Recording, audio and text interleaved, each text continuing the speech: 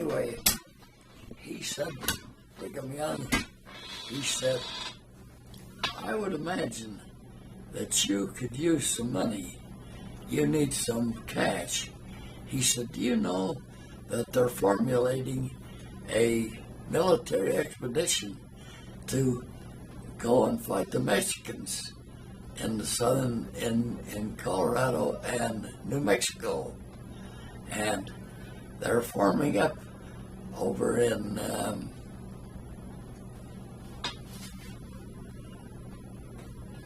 the devil's name of the fort in Kansas.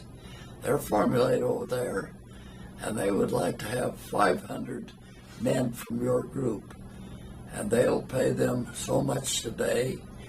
And if you've got some women that'd like to go along as to do their washing and all, they'll pay for that.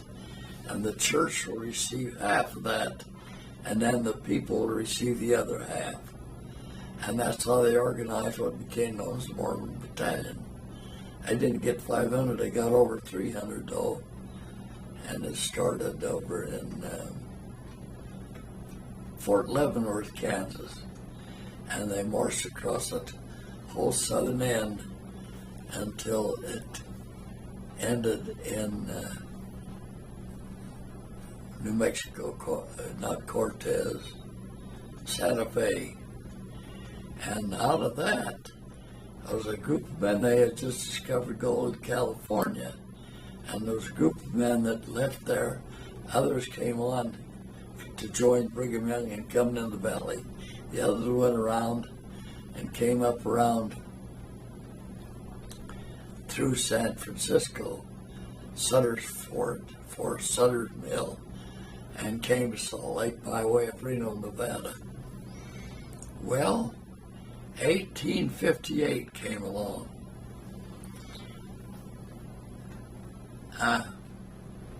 The President of the United States, that was his name, he was the only President of the United States that was never married. He was just ahead of Abraham Lincoln. Buchanan. Huh? Buchanan. Buchanan.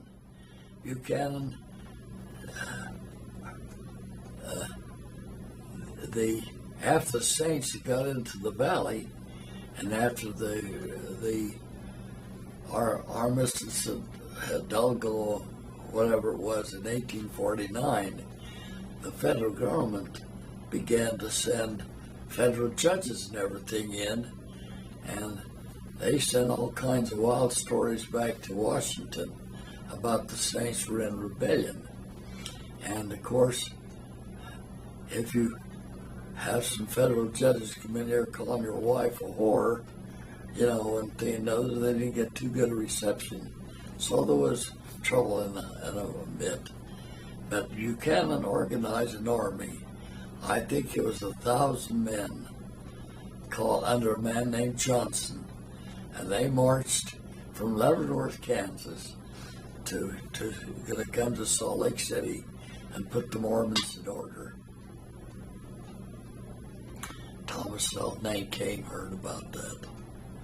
So he took a boat out of New York, went down the Isthmus of Panama, got his way across the Isthmus, took a boat into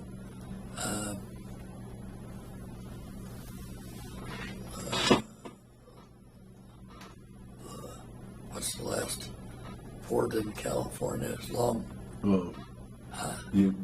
On the southern part, you got San Diego, you go all the way up to San Francisco. San Diego. I went up to San Diego and came across and came into Utah incognito,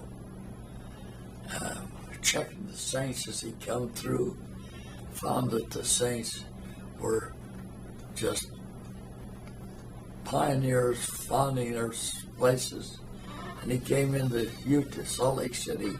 He spent a week in Salt Lake, bearded and everything, and an itinerant type of guy. And finally went to see Brigham Young. And he said, I want you to know that the new governor of the state of Utah is with Johnson's army, and they're over stationed now at Fort Bridger. And I'd like to have your permission to give me a contingent of maybe a half dozen men to take me over there and let me meet Governor Cummings and assure him that the Mormons are not in rebellion. So Thomas L. Kane goes with his group over. Cummings listens to him. He has a hard time telling all these soldiers he marched this far without fighting. But he assures them there'll be they come down through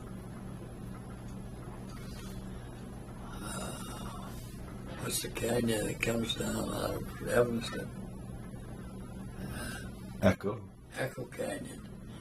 The Mormons had emplacements on the top of every bluff with guns and everything, and at night they don't even have half dozen men up there, but at night they'd have them change hats and march from one place in the light to another, so that it looked like there might be 30, 40 men up there.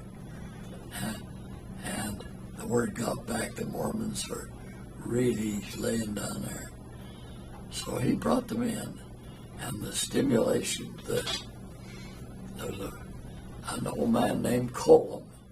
I think the home's still there. It's on 7th East, about a quarter block south of South Temple, on the east side of the street, the old Colum residence. He was a young man at that time, and they made a deal that they'd bring the army around. They'd come around, and they would march down South Temple to Redwood Road. And that Redwood Road got its name because the Mormons dug cedar posts and lined the whole farmlands out through west of Lehigh out there, out to Cap Floyd. And old Brother Colum said, I was one of 4 boys, and he said, we had straw and hay stacked up in 3 or 4 of the houses there, including our own. And if Johnson's army made one false step, it was our job to set fire to every one of those homes. He said, you know, Johnson's army just marched right through Salt Lake, peaceful as they could be, never blown a bugle, never done it, just marched right through. No, that's right. That's great. So that's the old Thomas L. Kane story.